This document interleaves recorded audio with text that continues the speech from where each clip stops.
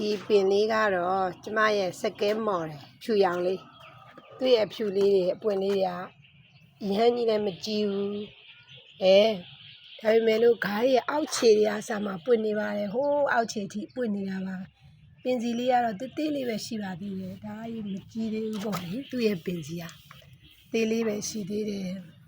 ဒါပေမဲ့အပွင့်လေးတွေကတော့အများကြီးကိုပွင့်နေတာပါအစင်းစင်းကိုအိုးထိတ်ကဂိုင်းထီကိုပဲပွင့်နေတာပါရှင်ထိတ်ကဂိုင်းထီကိုပဲအများကြီးပွင့်နေတာပါသူ့ရဲ့ပွင့်လေးတွေကလည်းအင်မတန်ချစ်ဖို့ကောင်းပါတယ်သေးလေးနဲ့ဖြူလွှတ်လွှတ်လေးတွေပါရှင်ဖြူလွှတ်လွှတ်လေးတွေပွင့်နေတာပါရှင်ပတ်လည်းမှာဒီပတ်လည်းအကုန်လုံးကိုပဲဖြူရောင်လေးတွေနဲ့ပွင့်နေတာပါဒီပင်လေးတွေကနေရာကိုကြိုက်ပါတယ်ရေအများကြီးလောင်းစရာမလိုပါဘူးရှင်ဒီမှာဆိုလို့ရှိရင်လည်းအဖူးလေးတွေထွက်နေတာပါဒါရိုးရိုးAdeniumပင်အဖြူပင်လေးကနေပြီးတော့ပွင့်နေခြင်းဖြစ်ပါတယ်ရှင်ဒါလေးကကြတော့ကျမတို့ဒါရဲ့ကြတော့ KONH black တဲ့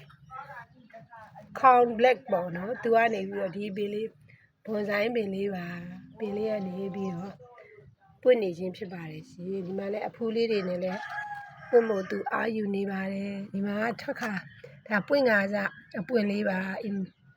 အပွင့်လေးရဖို့ပဲသူဒီပွင့်လေးကသေးတယ်ပေါ့လေဒီဖြူပွင့်လေးတွေကကြတော့ပို့ပြီးတော့ကြီးရယ်မျိုးစားချင်းလည်းမတူဘူးအယောင်ချင်းလည်းမတူပါဘူးရှင်အယောင်လည်းမတူမျိုးစားလည်းမတူတာလေးကိုကျမကနေပြီးတော့ဒါလေ့လာလို့ရအောင်ရိုက်ကူးပြသပေးခြင်းဖြစ်ပါတယ်ရှင်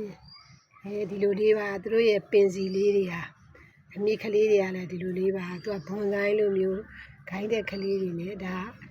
သူ့အလိုလိုသူ့ပုံသဏ္ဍာန်နဲ့သူလှနေတာပါကျမကနေပူရဲထားပေးရုံနဲ့ရေကိုပုံမှန်လောင်းပေးရုံအဲ့လောက်ကလေးပဲလုပ်တာပါပြုပြင်ထားခြင်းမရှိပါဘူးဒါ natural တွေပါပြုပြင်ထားတဲ့အမြစ်တွေမဟုတ်ပါဘူးရှင်သူ့အနဲ့သူလှနေတာပါဒီကတော့သူ့ရဲ့အောက်ခြေအမြစ်ကလေးတွေပါဒီအုံးစံနှုံးလေးတွေကတော့ကျမတို့နေလောင်တန်းကိုအမြစ်ကလေးတွေကမခံရအောင်ပေါ့နော်ကာကွယ်ပေးဖို့အတွက်အောက်ခြေလေးမှာအုံးစံနှုံးလေးတွေကိုထည့်ပေးထားခြင်းဖြစ်ပါတယ်ရှင်ဒီပင်လေးကတော့ကျမတို့ဒါကတော့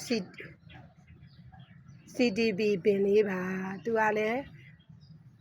အရွက်ကလေးတွေနဲ့တော့ဝေဆဆထွက်လာပြီပြီးရင်မကြခင်မှာအဖူးလေးတွေလိုက်လာတော့မယ်ပင်လေးဖြစ်ပါတယ်ရှင်ဒီမှာဆိုလို့ရှိရင်ကျွန်တော်မမရှိနေတဲ့ဒါ King Kong Black ကလေးရဲ့ရိုးရိုးအဖြူ Adenium ပင်လေးရဲ့ကိုတင်ဆက်ပြသပြီးတော့ဒါကတော့အပွင့်ကြီးတဲ့အဖြူရောင်ပင်လေးဖြစ်ပါတယ်ရှင်အားလုံးကိုကျေးဇူးတင်ပါတယ်ရှင်